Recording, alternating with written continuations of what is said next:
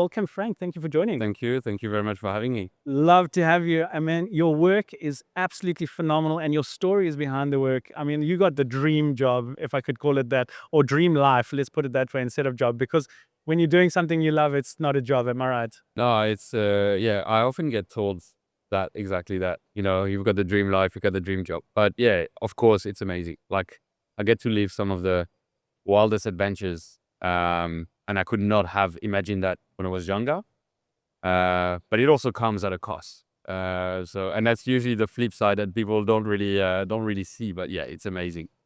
We're going to definitely dive deep into that with regards to the actual behind the scenes with regards to that. But tell us a little bit more about you, your genre of, obviously you're doing photography as well as videography. Tell me how you started out. How did you get going? Where did your love start? So I only picked up a camera quite late. I was 30 years old.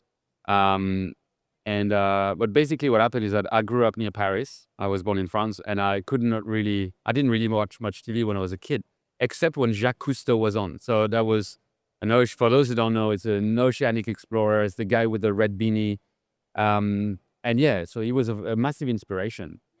Anyway, fast forward 20 years, then I get to Australia. We migrated to Australia. And that's when I picked up a camera, because I was living by the ocean side and I had great subject to shoot.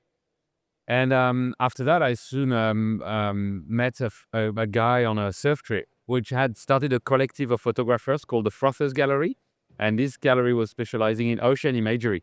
And he offered me to become a contributor to his gallery, mainly because I was a good guy to him, like a friend, but not because of my images, because they were actually pretty bad. I don't believe But that. the thing is, I had to do, no, they were really average. But the thing is, he said, so my mission there with him for the gallery was to wake up before dawn most days of the week and take photos of my local beaches and take the surf, the people, the lifestyle, the sunrise, and send the best images out into a newsletter. And this was the first step in my evolution, because I had an audience now, so I had to step up my game. And because I was shooting almost every day, it made me a better photographer quicker. Obviously, the more you shoot, the better you become. And this is really how I started photography. So I started quite late with a D90, which was the first camera that I was doing. And that was the first DSLR I was doing, and videos and photos. And yeah, that was the starting point. And he wanted to shut down the gallery because he was moving away from Sydney. And I bought it off him. So I had a corporate job, and I bought the gallery, and I was doing the morning reports. So that was a lot of work. And anyway, long story short, I ended up I wanted to redo the gallery's website, and someone referred me to a web developer. And I met this guy, and the first question he asked me was, what would be your ultimate dream as a photographer? And I never really thought of that. And I was like, oh, you know what? When I was a kid, I admired what Jacques Cousteau was doing. And so he said, oh, it's funny you say that, because I know this couple of explorers, they're a couple, Emmanuel and Guylain. They're currently in the north of Greenland doing underwater and under ice exploration for science with their team. And they're called Under the Pole. And he said, if you want, I can put you in touch. And I went to find out who these guys were. And what I saw absolutely blew my mind. They had gone by foot to the geographical North Pole, dived there for the first time, documented a world that had never been seen before. And I sent those guys one email, and then 2 and 3 and 4, and then that was my OA in. And from that point, I had to resign to join those guys. I had to learn how to dive, and I started to become, I became a documentary photographer from that point on. So I loved doing ocean photos. I love doing photos that would be ending up on walls, but there was still something that was lacking for me, and I think I needed the story behind. And that was my way into an amazing story of trailblazers doing incredible discoveries in the ocean for their protection and their conservation. So that was my way into this world. So now I'm an adventure and documentary photographer with a specialty in deep diving stories. That is unbelievable. I really love your story. You know what? And just I wanted to quickly feedback on that. And the takeout I got just from that section is, a lot of the time we need something to drive us to take the photographs. And that's what I loved. Is you kind of like when you're losing weight, I'm moving through that, you kind of have to put yourself in a position that you have to do it. or you're going to fail and you're going to look stupid. But what's nice is you had that drive every morning. You had to get up, you had to shoot. Nice to Exactly. hear it. Exactly. And that's the only way. And you can't expect you to be good at anything if you just try it once. And it's funny, it's just like a muscle. It's like going to the gym. And then I think the fact that you're going every day, it's like muscle memory. You're gaining that muscle memory. So then you do it long enough, even if you stop, when you take it back, then that's it. It's within you. It's muscle memory. You have that. But you have to put in the hours at the start. And I can say that I didn't really have talent. It's not false modesty, but I didn't have talent. But I think you can achieve a lot more through hard work, determination, and sometimes a twist of luck. But the harder you work, the more luck you get. That's the reality. So I think my message, I guess, is don't think you don't have talent. Like if you work hard enough, you'll catch up with the person who's got talent. The only difference between you and someone who's got talent is that the person who's got the talent maybe needs a little bit less hours. But if you put the hours in, you'll catch up with those guys. So I guess it's a message of hope. Is like, if you work hard, if you shoot every day, one day, like you can be professional. You can just make a living out of it if that's what you want. You can get into the project that you've always dreamed to work for. And I love it that you had a dream as well, and you followed your dream, because a lot of the time we let stupid things let us down. Like, I mean, you heard about it. It's about opening your mouth, talking to people, telling them your dreams. And it's amazing how those doors start opening up when you really put it out there, if I can say, to the universe. Yeah, I always say, I did a talk last night here, and that's one of the messages. Like, I want people to know that achievement, success, and opportunities often hide in our everyday conversations, in our everyday life. Just like this conversation that led me to Greenland in the first place, because I said that to that guy, but I could have just left it there. I went like, oh, it's incredible that this guy is telling me about it. Okay, I'm going to send those emails. So it's up to us to read those signs and pick up on them. And there's been a few of those throughout my career. And I've always, if a door is half open, I'll open it widely. And then you find the next door, and then the next door. But you have to dare. And that's the key message that I want to push is you don't have to be the best to start something, but start dare to make that first project, and then things will unfold. But daring is it means going past your mental hurdle and self-worth questioning. Um, yeah, but you don't have to be the best. That's the message. It's like you can work. And the other thing I would say there on that front is the fact that it's not all the success and like the achievements and all of these things is not just about photography. People rely too much sometimes on the technicalities of it, on the best cameras that they want to own, and it's great, and you should try to be the best photographer you can.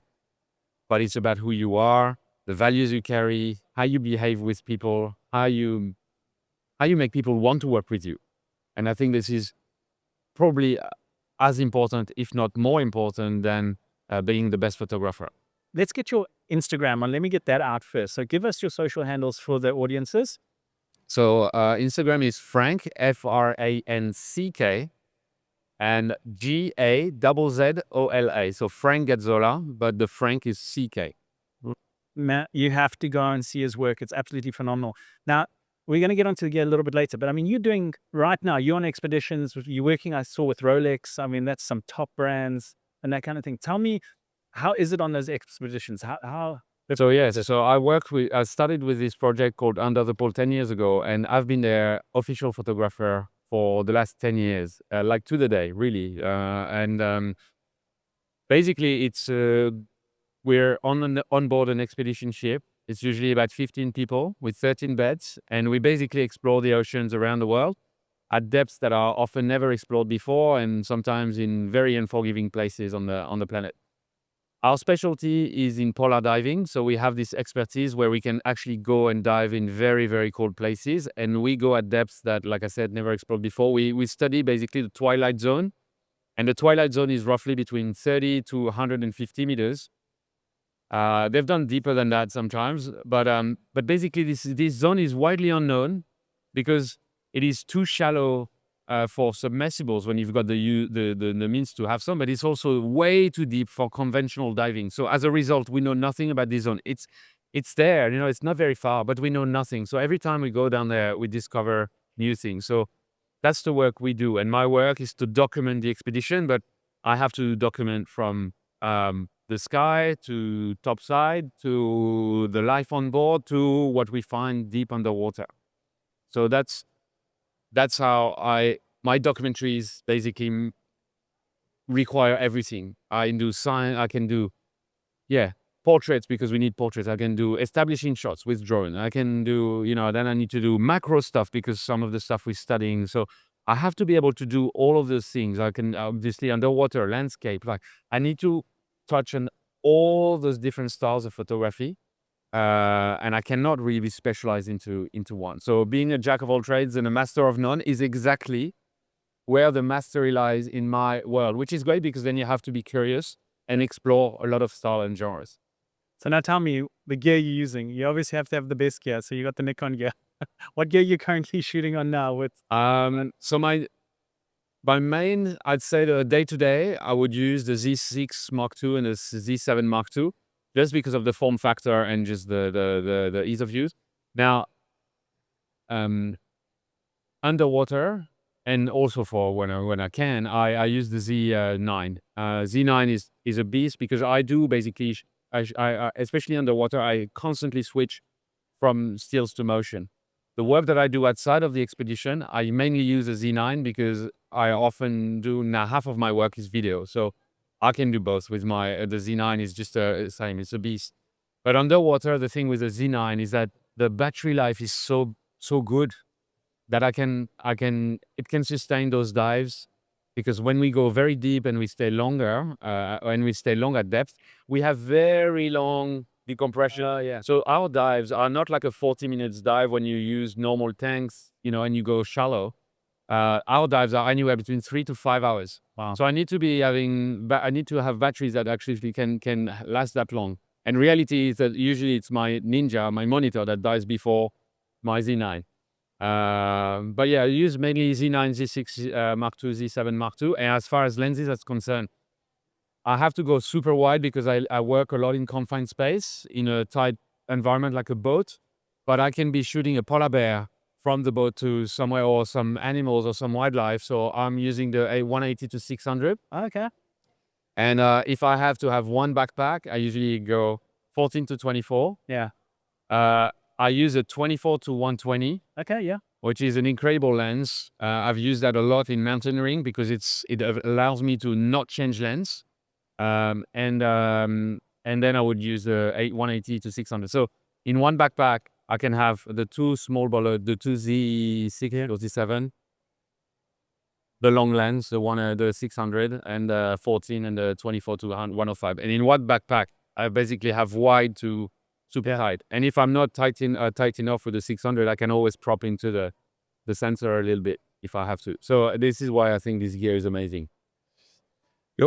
Your journey sounds absolutely amazing, and I see we've got to move on with regards to that. Last tip to anyone out there in photography. I know you gave some tips already. Just final tip to anyone that's looking at getting into your style of photography, your genre. One big tip to them. I think it will come back to the fact that if you've got decent equipment already, I wouldn't go for the stuff that is the most recent. I would just go with something that works and it is sturdy.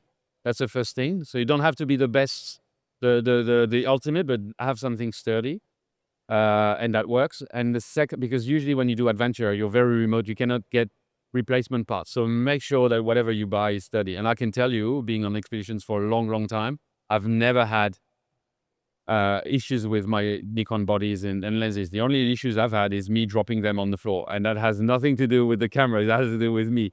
But the second thing I would say, it has more to do with the attitude. And this is another thing, is like, if you want to get into a project like that, I think it's very important that you bring the right gear, but you bring the right attitude.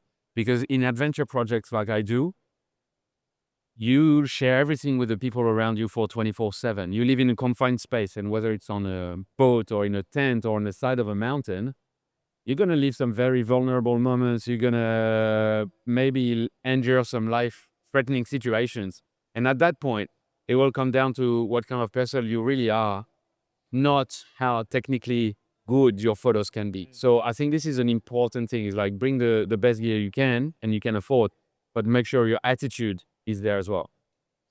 I love that advice.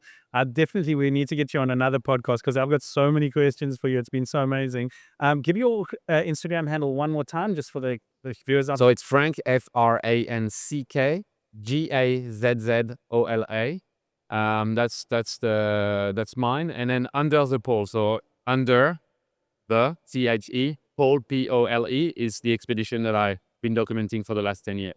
And then, happy birthday! Oh, thank you. Congratulations! Thank you very much. So young today. So it's his birthday today as well. And thank you for joining us on the Nikon podcast, the No worries. ultimate podcast. Always my pleasure. It was amazing chatting to you.